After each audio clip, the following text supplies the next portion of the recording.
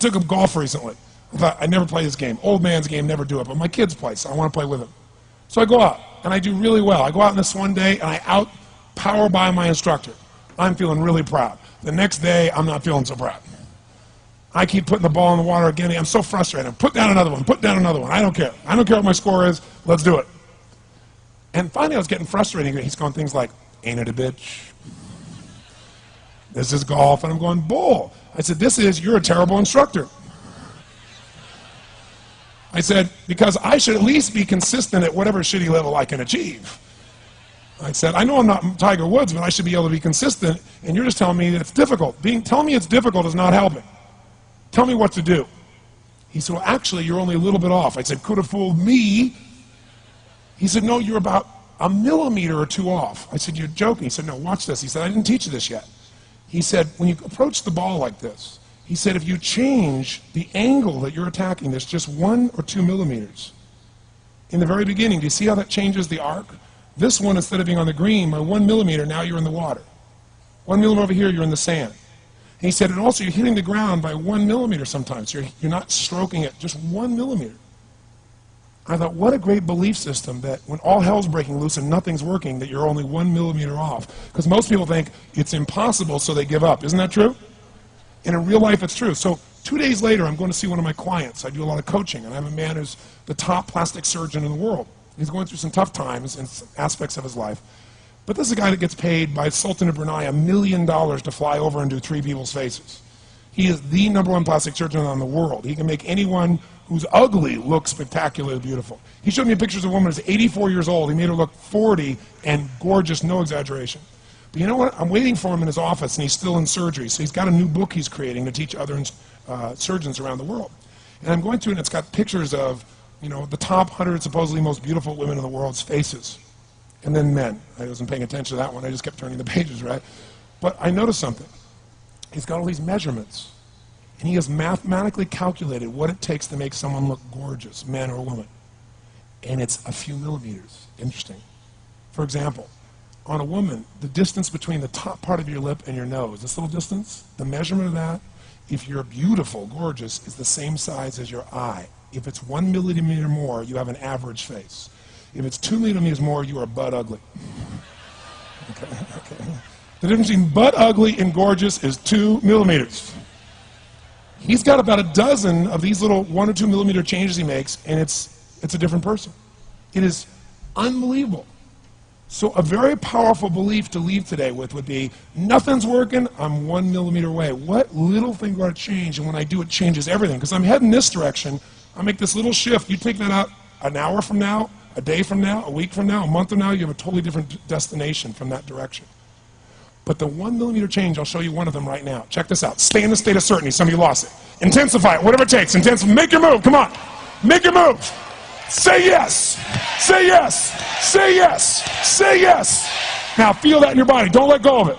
Now watch. Here's the difference between being certain and being uncertain. Did you see that? Certain, uncertain. See if you can find that little spot between the two, where you drop just a little bit of your chest, and you feel it drop, and come back up, and drop it. How many can feel that difference between where you really feel it, now intensify it, and where you dropped it?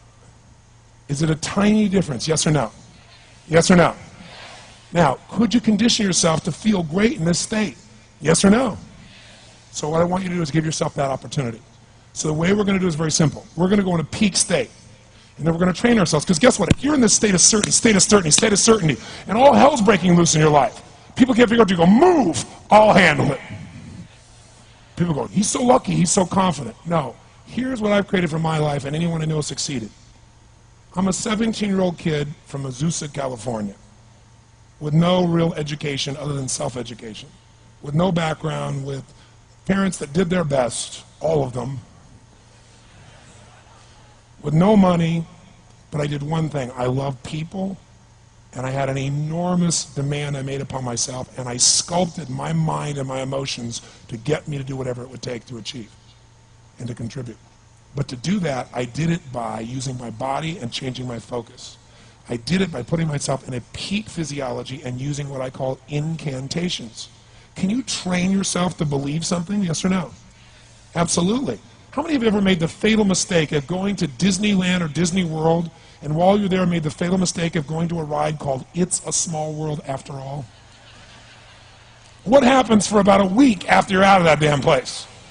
You're still singing this thing in your head in 24 languages, right? Well, let me tell you something. How many of you have things when you want to go achieve them and this part of your voice goes, oh, it's not going to happen, or forget it? How many got a voice that sometimes interrupts that good pattern? Say I. And what you want to do is train a new one. So starting when I was 17, I started doing incantations, not affirmations. Affirmation, you go, I'm happy, I'm happy, I'm happy, I'm happy, I'm happy. What's the problem? You haven't changed your what? Your what? Physiology. If you don't change your physiology, you won't get anything. So an incantation is not only you speak it, but you embody what you're saying with all the intensity you can. And you do it with enough repetitions that it sticks in your head. Like It's a Small World, now the conversation in your head is always the same and it gives you what you want. So you use your body and your voice. So 17 years ago I started doing things. I was working for Jim Rohn, this speaker, and I was 17 years old. I had long hair, minestrone soup, acne on my face. And I was trying to call on Bear Stearns type of people and convince them why they should go to this man's seminar and be more successful. I was driving a 1968 Volkswagen that I had earned at $40 a week as a janitor. The only way I did it was park far from the building and then go in, and I love people and I believe, but I put myself in state and I was able to influence people that were far more successful than I was at the time. I would do something that I still do backstage and have done for 23 years because I don't hope I'm going to be in a good state, I demand it. So I do an incantation using my whole body. I'd say, I now command my subconscious mind to direct me in helping as many people as possible alive today to better their lives by giving me the strength, the emotion, the persuasion, the humor, the brevity, whatever it takes to show these people and get these people to change their lives now.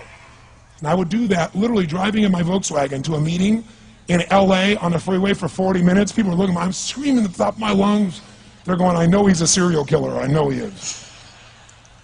But by the time I entered that room, when two people meet, if there's rapport, the person who's most certain will always influence the other person. And I was totally certain, and they were trying to get revved up to certainty.